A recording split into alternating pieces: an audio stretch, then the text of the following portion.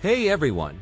Today we're going to talk about a really interesting and controversial pharaoh from ancient Egypt, Akhenaten.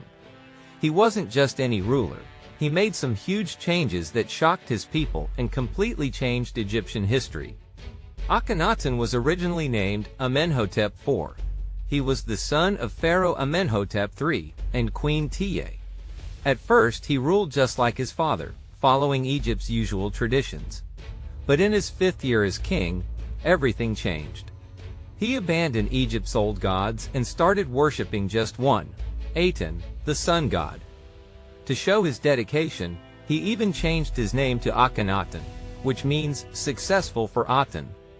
This was a massive change for Egypt because, for centuries, the people had worshipped many gods.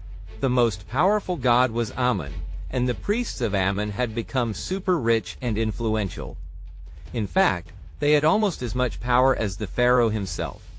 Akhenaten didn't like this, so instead of trying to share power, he went to the extreme. He banned the worship of all gods except Aten. To make sure no one ignored his new rules, he even built a new capital city called Akhetaten, now modern-day Amarna, where he and his followers could worship Aten without interference. This decision turned Egypt upside down. Temples dedicated to other gods were shut down, and their names were erased from monuments as if they had never existed. The Egyptian people, who had always worshipped many gods freely, were suddenly forced to follow just one. And to make things even stranger, this new religion revolved almost entirely around Akhenaten and his family. He claimed that only he could talk to Aten, making himself more important than ever. No other pharaoh had ever done this before. Some people today think Akhenaten was a visionary because he introduced monotheism, it means belief in one god, long before other major religions did. But for the Egyptian people at the time, his religious revolution was a disaster. Their gods had always represented balance, peace, and tradition, and suddenly, all of that was taken away. His orders to erase the old gods weren't peaceful changes, they were violent. Statues were destroyed, temples were shut down, and priests lost their power. People who still worshipped Amun had to do it in secret. But religion wasn't the only thing Akhenaten ignored. He also stopped paying attention to Egypt's foreign affairs. As pharaoh, he was supposed to protect his kingdom and keep good relationships with Egypt's allies. But he was so focused on his religious changes that he completely neglected his responsibilities. Other nations that used to be Egypt's friends begged for help, but Akhenaten ignored them. Rabadi, the king of Byblos, sent over 50 letters asking for military support, but Akhenaten never responded, and his kingdom was lost. The king of Mitanni, another ally, was also disappointed. He used to receive gifts of solid gold from Amenhotep III, but Akhenaten only sent cheap gold-plated statues instead. Egypt's enemies noticed this weakness and took full advantage, and Akhenaten was so focused on his new religious beliefs that he ignored a lot of Egypt's problems, especially when it came to dealing with other countries. But the Amarna letters, a collection of messages from foreign rulers, show that when it suited him, he did step in. One example of this was his dealings with a man named Abdi-Ashurta. Abdi-Ashurta was a powerful leader who started taking control of areas that were supposed to be loyal to Egypt, especially in Canaan and Syria. One of the rulers who suffered because of this was Rabadi, the king of Byblos. Rabadi was a strong supporter of Egypt, and he sent desperate letters asking for help. He warned that Abdi-Ashurta was working with the Hittites, who were Egypt's enemies. But, as usual, Akhenaten mostly ignored these warnings, just like he ignored other leaders who depended on Egypt for protection. However, when Abdi-Ashurta's actions started threatening key areas that Egypt actually cared about, Akhenaten finally got involved. He had Abdi-Ashurta arrested and brought to Egypt, where he was locked up for a year.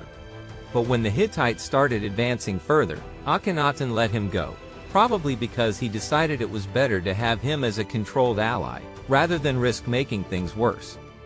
This shows that Akhenaten wasn't completely detached from politics, but he only took action when it was convenient for him. Most of the time, he stayed focused on his religious reforms and life in Akhetaten. Many historians believe his rule was mainly inward-looking, with little concern for Egypt's traditional role as a major power in the region. While Akhenaten ignored foreign affairs, he poured all his energy into building his city, Akhetaten. He chose its location carefully, making sure it was aligned with the sun. The temples and doorways were designed to catch the first light of the morning, symbolizing devotion to Aten. The city had grand buildings, including a central palace where Akhenaten met foreign visitors and held ceremonies. His personal palace, where he lived with his wife Nefertiti and their children, was further north. Every day he and Nefertiti rode in their chariots along a special road connecting their home to the main palace, mirroring the sun's journey across the sky. The artwork from this period reflected Akhenaten's religious ideas in a completely new way. Before and after his time, Egyptian art showed pharaohs as strong, idealized figures, broad shoulders, muscular and powerful. But during Akhenaten's rule, artists created images that looked very different. He and his family were shown with long faces, thin arms, wide hips, and oddly shaped bodies. Some historians think he may have had a genetic disorder like Marfan's syndrome, which could explain these unusual features. But a more likely reason is that the art was symbolic. It may have been meant to show how Aten's divine power changed those who worshipped him. Many of these images include the sun's rays reaching down to touch Akhenaten, Nefertiti, and their children, reinforcing the idea that they were special, even godlike. One of the most unusual things about Amarna art is how personal it is. Earlier pharaohs were usually shown in battle or performing important rituals, but Akhenaten's artwork showed him in private moments, playing with his kids, sitting with Nefertiti, and sharing family time. This wasn't just about showing a more human side, it was connected to his religious beliefs. In his view, Aten was the only true god, and the royal family was the only way to connect with him.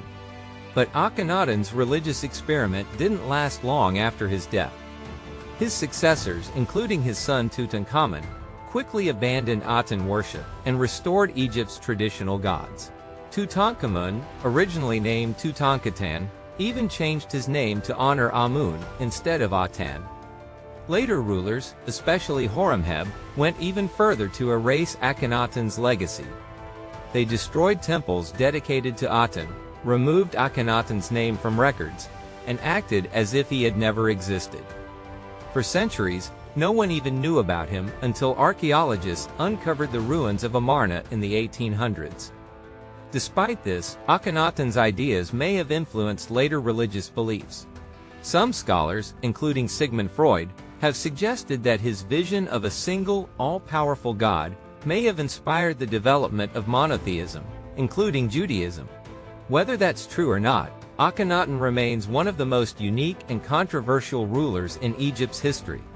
His devotion to Aten turned the kingdom upside down, and when it failed, Egypt tried to erase him. But history has a way of bringing lost stories back to life, and Akhenaten's strange and interesting rule is still studied today.